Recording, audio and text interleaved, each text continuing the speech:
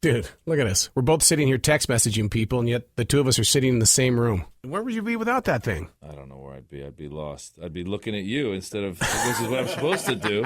This stupid thing. Has a smartphone made you smarter? No, it's made me much dumber. And I can't even find the phone number I'm supposed to use. The shirt delivery, oh boy. So is your mom a number in there, or does your mom actually have a name? My mom? Yeah.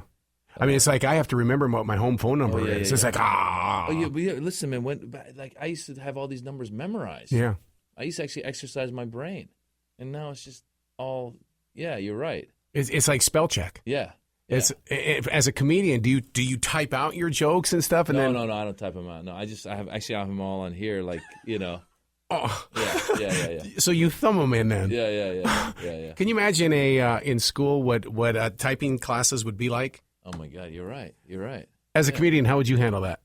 Well, yeah, it's funny because I took typing classes out of high school so I could learn how to type, and not knowing that this was going to be, you know what I'm saying? Now you just need two thumbs. I can't wait till like 10, 15 years when we all start getting problems in our hands and stuff because of stupidity of. I have that problem now when I go to the bathroom. I swear I get a cramp. Yeah. It's the new male disease. Yeah. Well, it's funny because I was saying how hooked I am to these things. So it's like I'll get up from a restaurant to go to the bathroom. Yeah. I'm just going to the stall. I'm going to go back. But in that 1 minute, I'm pulling out my phone and I'm like checking stuff. I mean, how stupid are we, you know?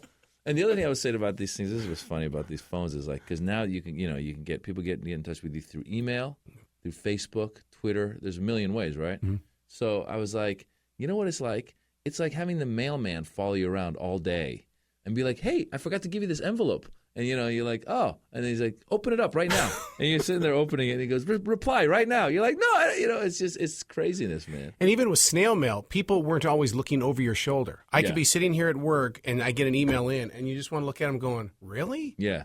It's like there's no privacy anywhere. Yeah. It's pretty crazy. Wow. Yeah. So do you consider yourself a comedian? Because I almost feel like I'm calling you a name when I call you a comedian. There's got to be more to you than just comedian. Right. Well, actually, I'm a comedian. I'm an actor. I'm a dad. I'm a husband. But I definitely, I think comedian has definitely taken the forefront the past few years. Because you're touring so much and you're on the road and you're honing your craft and you just keep going. So you get this, you fall on this treadmill, and it's interesting because sometimes you get tired. I'll be honest, the traveling, I'm getting tired of the traveling, especially since I got young kids at home. But I always remind myself, it's like I love doing what I do. I love being on stage. When you come up with a new bit or something, it's like it's one of the best feelings in the world. If you were in a rock band, would you have the guts to kick Richie Sambora off your tour?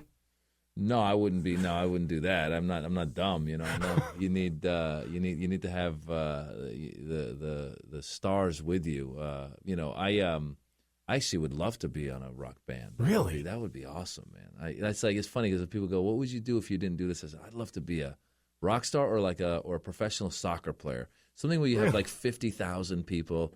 And also, I love playing. I've played soccer since I was a kid, and I've always been envious of rock stars. I mean, obviously, you love what you think you love what you see, but until you're in it, you probably don't know how hard it really is. Well, look at David Beckham. Yeah. He is a rock star. He is a rock star. You're right. Yeah.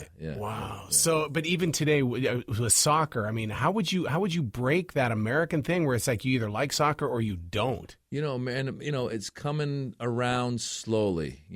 I think it takes years and also we have our other sports that really dominate, So a lot of times I actually enjoy watching the European stuff more than I watch the American stuff because also you recognize the names.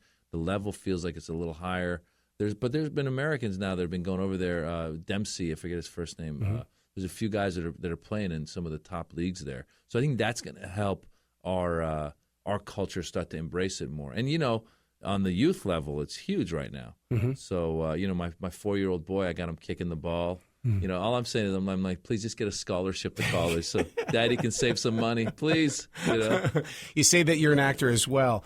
You're sporting the look of what they look like in Fast and Furious 6. I mean, do you find yourself doing an action pack like that? Or I would love to do it, man. I would love for the Fast and the Furious to call me, but I think they're out of numbers. They've gotten to 6. How much further? Well, I saw the premiere last night. There's going to be another one. Oh, they're going to be. So I'd be sending your resume in. Well, it's funny. I was saying, like, you know how it's funny because they get us hooked to these things, and they go see the next one, and then they start going, well, we've run out of sequels. Let's do prequels, and they start doing prequels, and I was like, what would the prequel be for Fast and the Furious? Would it be like kind of slow, not that angry? You know what I'm saying? Like, that's how it all started out. You know what I'm saying? They got Fast and Furious, man. Do you have any jokes that could have a prequel life? Jokes. The thing with jokes is this: you'll do a special.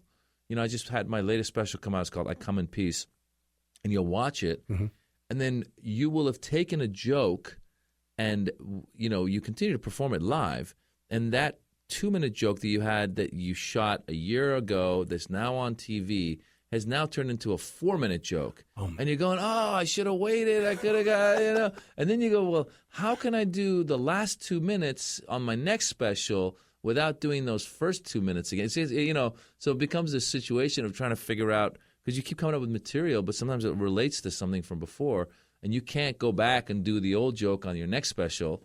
You know what I'm saying? So but wouldn't you suffer from the disease of the Beatles versus "In the Air Tonight" from Phil Collins? Eventually, that song's just got to shut off. Yeah. Well, the difference with music though is that it's that people want to hear the greatest hits, and for stand-up, you got to keep coming up with new material. Yeah. And I'm guessing that sometimes musicians come up with songs that sound way too similar as they go, but eventually, I think they have producers and stuff that go, "Hey, man, we got to change this a little bit," But with stand-up, it evolves, I think. I don't think with stand-up you don't go, that's it, I'm not going to touch that subject anymore, I'm moving to something else. It's just, for me, it's what interests me in any time during my life, And a lot of times the things in my life will, over a 5-year span, the same things are interesting me, over a 10-year span, the same thing. So that's where it becomes a little difficult. And then sometimes when you commentate on news, similar things happen in the news, and then you come back and you go, "Oh man, this joke can apply to this thing," So I this whole thing that happened in Boston recently, my heart went out to the victims, but I also said as a Middle Easterner, I was watching, just going like, "Please don't be Middle Eastern, please don't be Middle Eastern." Yep. And then I go, the news came out, they said they're Chechen. I was like, yes. And then the next day they go, but they're Muslim. I was like, So but it's funny because I've had that sentiment before, and I've done a joke about that before. So now when I bring it up on stage, I'm like, I've already done this. So it becomes this, just figuring out what you've done and making sure you don't do it again. What do you at that point in time? Do you rely on the big crutch where you go, what, too early? Is that Well, that's a different thing. The too early thing is different because you're going too soon is the thing where it's like something tragic happens and I'm not supposed to talk about it. But I'm talking more specifically about the idea of like this sentiment I had 5 years ago when there was other stuff that happened as well. So it's so it becomes this situation where you're going where you're going I can't do this joke again. I've already done it. Yep. So that's the thing. That's the difficulty. Yep. Yeah. Well, good luck with your career. Thank you so much for coming in, man. Much appreciated. Thank you. Thanks a lot.